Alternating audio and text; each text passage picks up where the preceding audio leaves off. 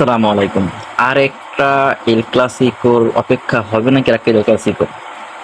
Copa del রের সেমিফাইনালের দ্বিতীয় লেগে আজকে অ্যাটলেটিকো মাদ্রিদের মুখোমুখি হবে বার্সেলোনা। আমরা ইতিমধ্যে গতকালকে রিয়াল মাদ্রিদ কোপা দেল রের ফাইনালে উঠে গেছে। এখন শুধু আর একটা স্পটের জন্য লড়াই, সেটা হয় অ্যাটলেটিকো মাদ্রিদ খেলবে রিয়াল মাদ্রিদের সাথে, নয়তো এল ক্লাসিকো হবে বার্সেলোনা রিয়াল মাদ্রিদ। তো আজকের ম্যাচটা একটা সুপার ডুপার ম্যাচ হইতে চলতেছে, কারণ ফার্স্ট লেগে এই বার্সেলোনা এবং অ্যাটলেটিকো মাদ্রিদের ম্যাচটায় 8 গোল হয়েছে, দুই দল চারটে চারটে করে গোল দিয়েছে। একটা অ্যাবসলিউট সিনেমা কায়দার একটা ম্যাচ হয়েছিল। আশা করি দ্বিতীয় লেগটা, যেটা আজকে 1:30টায় হবে, সেটা একটা অসাধারণ ম্যাচ হবে।